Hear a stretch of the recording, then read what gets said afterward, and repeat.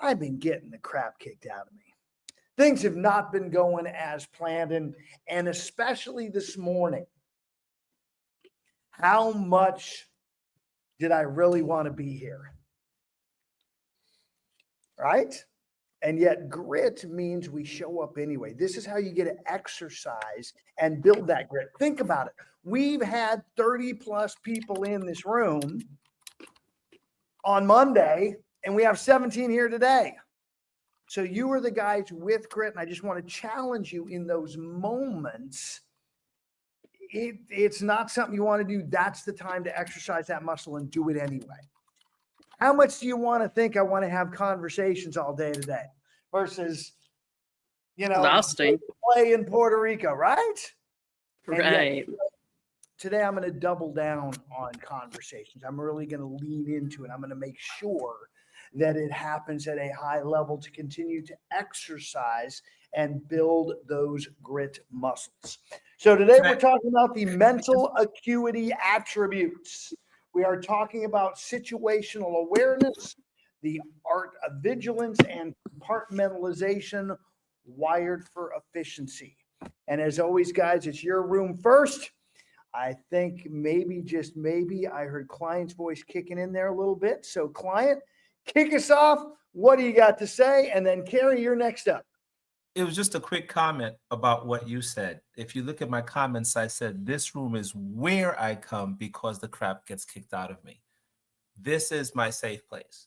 This is the place where I go through things and I consider you guys absolute friends. This is my safe spot. So when my life goes nuts, I know at 9 o'clock, I can be here and get kind of back leveled. So that's why I'm here. I can't speak to anyone else.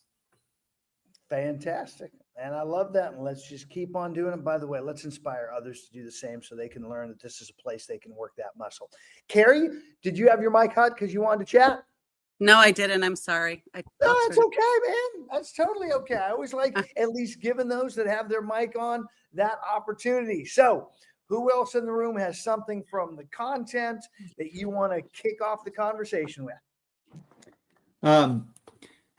Just like the attributes play off each other, so do we.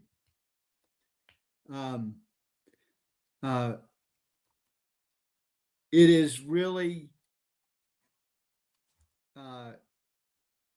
encouraging to hear what other people see in this, because I don't see that. And when they say that, I have new ahas that I wouldn't have had I not been here. And just reading the book by myself, I would have never got that.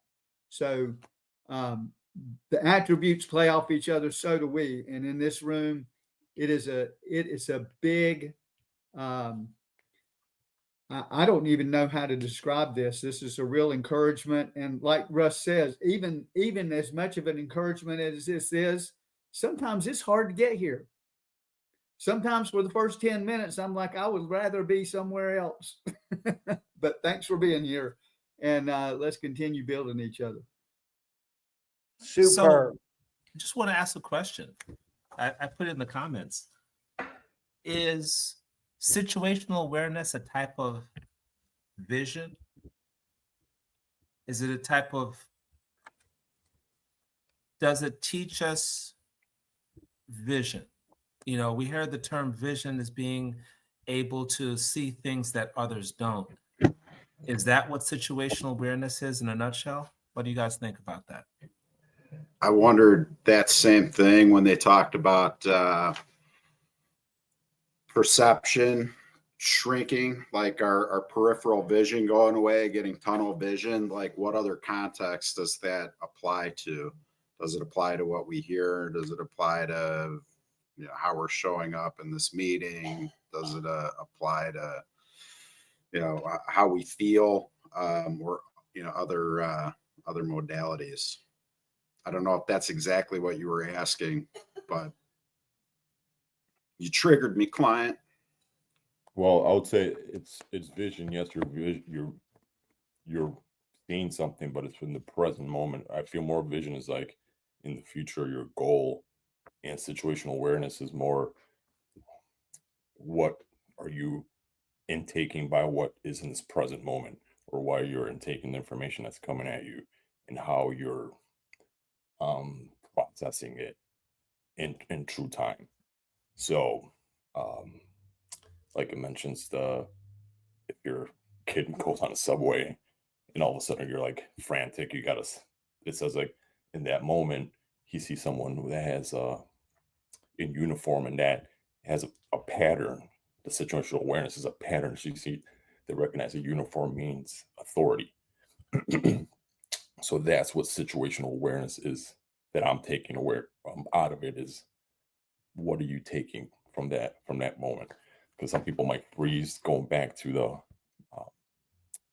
prior, I forget, was it courage, or you freeze, or you go or forward with it.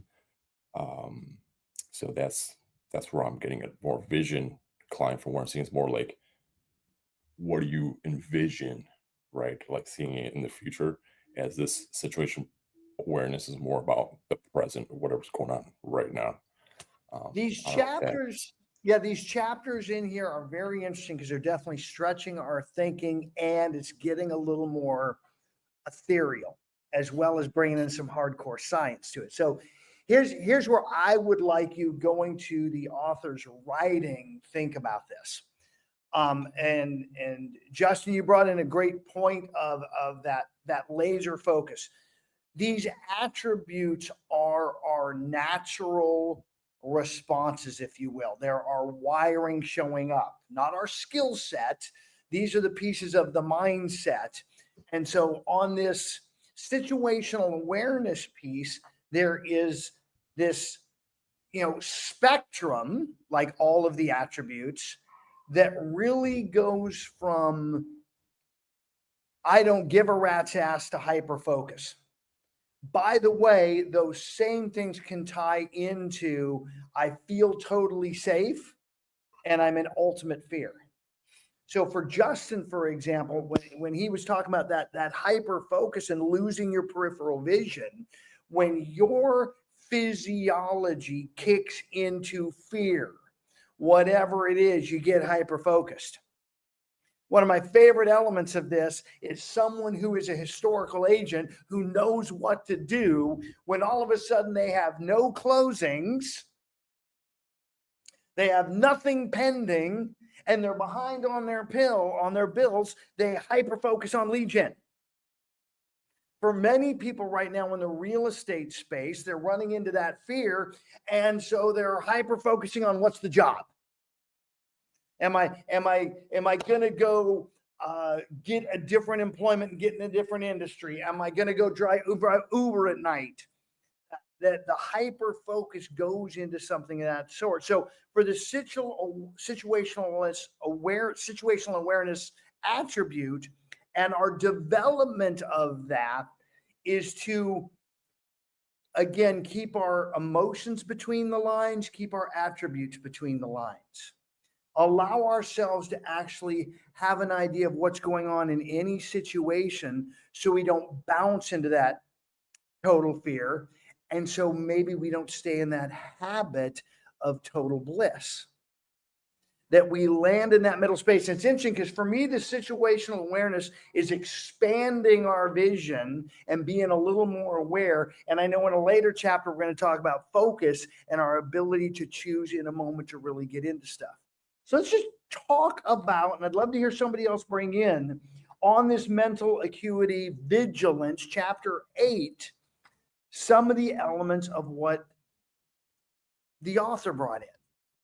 So I'm going to lead with one just because it's in here, because it's one of my favorites on this piece and expanding it. He talks about how many bits of information per second are coming at you through every one of your senses. Over 11 million bits of information every second is getting routed through your brain, through your vision, through your ears, through your eyes, through your taste. And that back part of your brain, the amygdala, is filtering that stuff out to only what's important. Taking that, how many bits of second you allow through, and opening it up a little bit is what's going to improve your situational awareness. One of my great examples I was always doing in the room right now, as we're sitting here, we're going to do it today. How is your left big toe feeling? By the way, has your left big toe been there all day? Has it been processing feeling all day? Yet your amygdala said it's not important in the moment. And yet now as I've turned on your RAS, part of that amygdala to paying attention, you're not going, yeah, it is there, feels fine, whatever sensations are there. And situational awareness will open up automatically the moment you walk through the house and accidentally hit the table leg with that big toe. How many have had that RAS turn on in that moment, right? Okay. Now, if your situational awareness was a little bit better, you would have acknowledged the table leg before you crushed either the big or little toe on that thing. Hopefully that's a great example. Now, Daryl, I saw your mic on earlier. What have you got to add to the conversation, brother? Good morning. I was just going to say what I thought was most interesting is kind of ties into what you were saying, Coach. Like our situational awareness is like a background program. It's like a subconscious thing. But what I found most interesting was that you could actually tap into situational awareness and be intentional about it. Like what you were saying, like watching out for that coffee table, like looking for the sedan that's driving down the road that you don't necessarily drive, looking for things that are outside of the realm of what you would subconsciously think about. And like you were saying, that just kind of ties into it, is it flexes that muscle of situational awareness so that you're not only aware of what's going on subconsciously or unaware rather, but that you're being intentional about the things that are around you and how you respond to them. That is hold on one sec, client. Your subconscious drops into natural patterns. Right. We learned that in this mental acuity opening. So you fall into those natural patterns and your vigilance goes away. And what Daryl's talking about right from page 93, deliberate vigilance practiced often enough will eventually become natural vigilance. So making a mental choice to start taking stock of what's around you, even in the moment. It's a choice. Choosing these things on a regular basis to do that is going to strengthen this muscle. Client, what do you got? You just absolutely stole my thunder. That's exactly what I was about to say. I don't need to say it. You said it. Well, go to the second paragraph or the last paragraph on 93. To exercise your IT cortex, pull the headphones out of your ears, put away your smartphone, and start paying attention to the world around you. It's interesting that you say that. My son just got a job. I guess I shouldn't say who he got a job with, but he got a job. And one of the things I told him is, you're going to be working with a lot of military people. The way you walk through the house and you're, if everything's not neat, I'm telling you, situationally, you're going to have to correct that because the people you are now working with understand that. You have to raise it. And he's like, how do I do that? By opening up your eyes and literally looking at what's happening around you. It is something that we can turn off and turn on. When I'm on vacation, I'm not really hyper aware. I'm just chilling. But if I'm walking through a dark street, I turn it on. And that repetition that I think that was mentioned is part of that practice that you said of turning it on. And guys can do this on the work basis.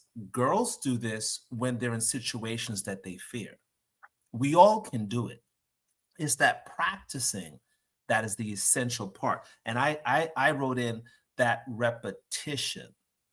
That repetition is where that's critical.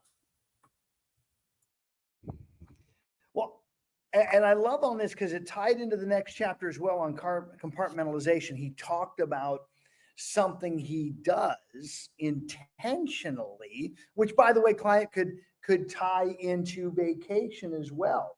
If you want to exercise and build these muscles, you've got to get yourself in new and dynamic but safe situations and environments to give your brain a workout. This is one of the reasons I love riding the subway in New York City, is what he went into, and how he makes a choice sometimes to, I'm going to go to Grand Central Station. I'm going to pick a random point like J Street in Brooklyn, and let's go and let's be situationally aware, and at the same time work on what we actually compartmentalize and build patterns around. And just so much as that, so for vacation, if you started every vacation with the airport becoming situationally aware, I'm going to do that tomorrow when I go to the airport, because how many times at the airport are we earbuds in or cell phone down and not really just paying attention and being aware? By the way, as you do this, I'm going to tell you right now, once a week, if you do this, you will hear a real estate conversation. Mark my words, because you're turning your RAS on to be open to more. And all of a sudden, you're going to hear or see someone in a real estate space that you could then, oh my goodness, get out of your comfort zone and go initiate a conversation and watch what happens. What else you guys have? I would say I think it's interesting that that you picked the big toe. It reminds me of the movie Stripes, where they're talking about the sergeant, like he's the big toe, and the whole thing is the foot. And combine that with the 5-year-old getting lost on the train. It's an interesting time that we're in, because I don't remember going out on my own at 5, but at 6 I would ride my bicycle like a mile to town or whatever. And I think no phones, no whatever. So it's like it's completely different the way that we look at things. The idea of a 5-year-old getting on a train going to town is like horrifying. But I think when we look at situations, we need to look at it in the context. Are we the parent? Are we the kid that needs to learn how to be situationally aware? Because otherwise you're not up on the train without your parents. Or are we the person in a uniform? I think there's just different lenses to look at this through. I got from that uniform thing too. I put in my notes in my book, like when that is wrong or doesn't make sense. Like go to the grocery store and you're looking for whatever, and you see the person stocking the shelf, and I go up to them because they're stocking the shelf, like they should know. And I ask, hey, do you know where the butter is or whatever? And they're like, oh, I don't work here. I'm just stocking chips. That's like, things aren't always what they appear. So they're a subcontractor. They represent the vendor, and that's their only piece. And you're absolutely right. As our brain runs and compartmentalized, uniform equals information in that context. In the context of grocery, apron equals information. And yet now we've just learned and adjusted that compartmentalization to be something else. And Justin, we definitely need our own Sergeant Hulka, don't we? To be our big toe. Great reference, great movie. What else you guys have? Boy, mics are hot. Caesar, Doug, Client. In that order, go. I get, just to reinforce the situational awareness, it says in page 90, it's about how many patterns we recognize, catalog, and put into context. So this could come into when he was saying, I believe something was like riding the bike, and some of the clouds were coming through. You start recognizing, oh, it's gonna rain. I remember like my parents, like a long time ago, were like, oh, it looks like it's gonna rain. And I was like, how do they know that? You know, like the clouds, or at night they would say, oh, look how cloudy it is. And it's just like when you're younger, you haven't seen those patterns enough, so you don't recognize as you get older. And this is what we could also tie into our business. When our people start asking certain questions, you know that pattern is going to get to a certain question of commission or closing it, or just, that's also about tying that situational awareness about those patterns as well, about the questions that are coming, and we can address them without even then them having to ask that questions, because that situational awareness is, and that pattern, if they're asking, or if they have a certain body positioning, what's happening. So I just want to tie that's how many patterns we recognize, catalog, and put into context. Well, I love that you kind of brought in this skill set, situational awareness piece, and how they go hand in hand. And in any industry, in anything, you've got to have both to play at a high level. And really building that situational awareness by getting in different situations, different transactions, absolutely is going to build that in every aspect of your business. So in lead gen, that's why I always talk quantity over quality. You're building situational awareness on those conversations, even when they go horribly awry. So it's another great piece from the content that we can celebrate and acknowledge. That's what we're doing.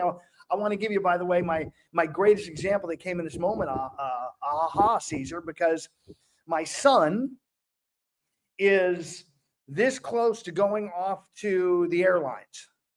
Imagine for a moment you had a pilot who had every skill, private, commercial, instrument. They got all the skills, yet they had no situational awareness. How comfortable would you feel getting on that aircraft? They got the skills. They know what they're doing. And you would never get on that plane. Think about the same thing for your consumers. You constantly, and I'm using you ubiquitously, call Coach Russ and say, tell me what to do. Tell me how to handle this situation. What should I say? All skill stuff, and I love that. Yet we keep building skills without getting in the game and building situational awareness. That's why I'm on you all day, every day. Focus on lead gen, lead follow-up, go on appointments, negotiate contracts. If each one of you did that 8 to 10 hours a day, 5 to 6 days a week for just the next 6 months, you would be light years ahead of every other agent in the marketplace, and you would literally be set up for the rest of your career. That's how important gaining this piece is. Doug, you were next up. And then client, you're next. That's why we have to hear lead gen over and over and over again, because none of us really want to do it until you start getting good at it. Then it gets fun, doesn't it? Situational awareness.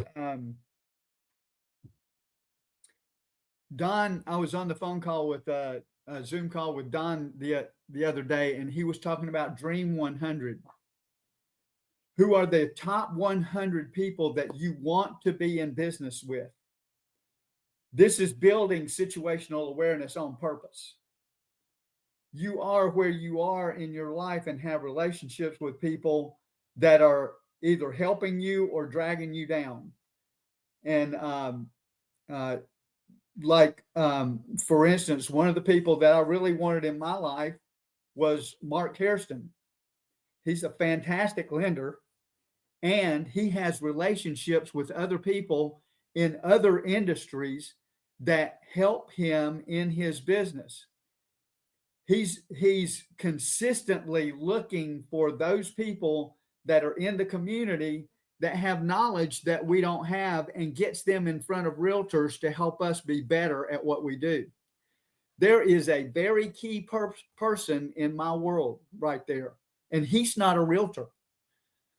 I was in a restaurant the other day with an extremely good waiter who started picking on my client because my client needed to be picked on.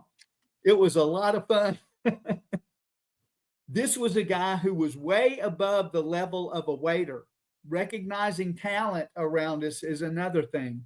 And bringing out that idea of getting into places of recognizing these dream 100 people that we need to tie with is a big deal of situational awareness. Well, and I really appreciate it as we improve that situational awareness, talent will just magically show up. Like that waitress. I've got a buddy of mine in this company that 25 years ago had a great waitress and said, I want to hire you. And she's been with him 25 years running his operation because his RAS was turned on. His situational awareness was increased. Client, and then Carrie, what do you got? So going really quickly back to page 93, something that I like this, and I do this every once in a blue moon, I need to do it more often. The book said, hey, put the book down for a moment, identify everything blue in your surroundings. So as we go through this thing that we go through every morning, I always try to leave with something that I can implement. Because if I don't, then it just becomes a theoretical session. And so I did that. And I counted multiple things around my room that I never thought about before. Okay. And I said, well, what about green? And I looked around and I did that. Oh, wow. I didn't notice that before. That aspect of me saying I did not notice means a new script for my brain that says, hey, just want to let you know, I'm categorizing this. So let's look at customers, for example. Coach was talking about, looking at people. You're driving down the street and we all pass moving trucks, right? I have literally seen a moving truck go this way and I have done a U-turn and tracked down that moving truck and talked to them and said, where are you going? Because I want to know, right?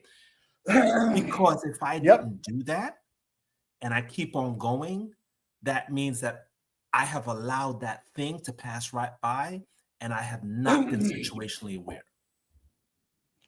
Keep that RAS open for those opportunities. Carrie, bring us home.